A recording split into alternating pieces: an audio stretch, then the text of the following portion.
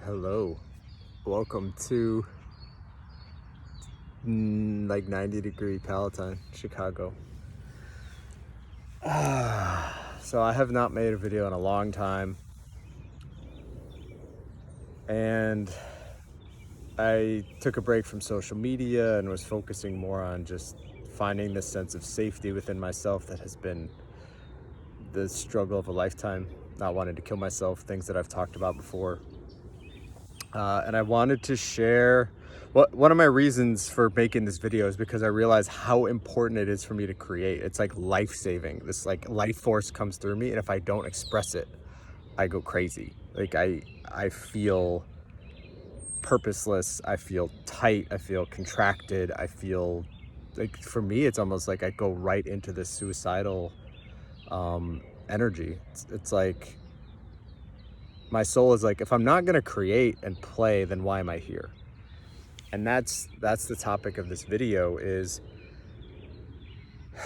this realization that this whole journey starting in September has been about the darkness being illuminated, the intense self-hatred and self-abandonment being illuminated, and then working my way through that, learning to love myself, learning to honor myself.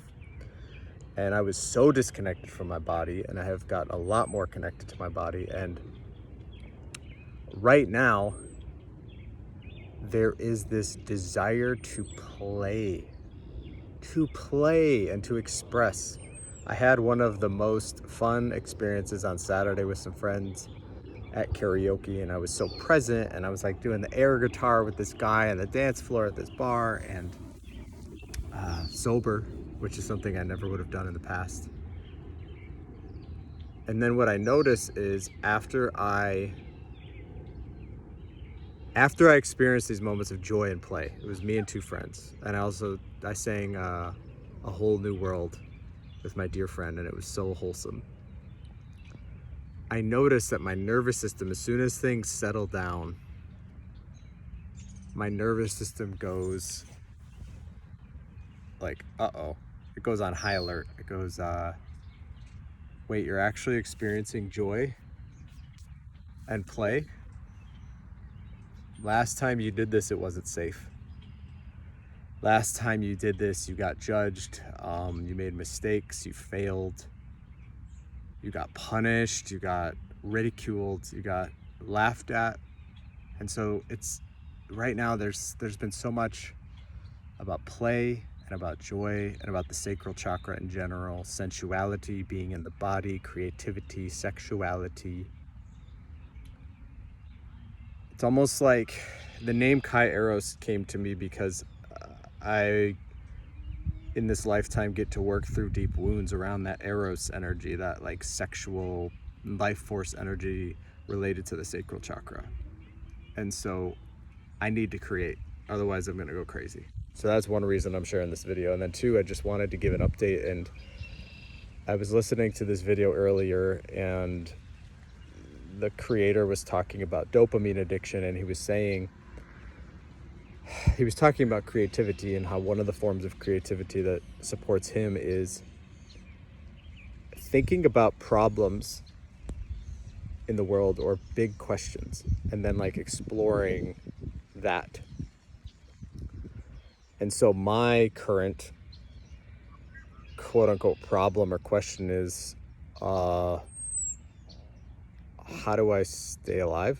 How do I live a fulfilling life? How do I play? How do I feel safe in my body and trust myself? Like all these deep wounds are my path. Like they're being forced to be my path right now, because if I don't look at them, life is just purposeless, and I'm just going back to numbing and taking pharmaceuticals to escape the fact that I'm living a meaningless existence. And what brings me meaning is being present to the moment, being in my body, and playing.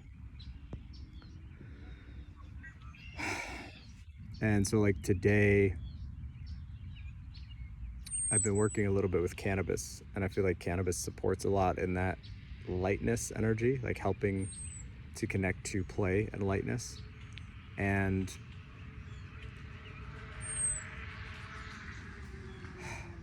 it's fascinating. I all of a sudden was inspired. I was sitting in this dark space. I just came back to my parents' house after work, and I was just in this extremely dark space of like, I could shoot myself right now. Like, I fucking hate life. Like, I'm not happy. I feel trapped. And my ego was like, just end it. End it. And I talked to a friend, and she recommended this process of writing out what's in your brain. And so I started to write out my beliefs and what was coming up, and I realized I have not felt safe to play. And so why would I want to be on this planet if I can't play? And I'm like, okay, what is play? And so I feel like that's going to be my intention going forward, is determining or figuring out, exploring what play looks like, and how can I bring that into daily life? And how can I live in play like a child and also embody the adult aspect of myself, because I have felt often like a 5-year-old stuck in arrested development. So like reclaiming the inner child, the play, and then also connecting to that healthy adult. And it reminds me of a David Data quote.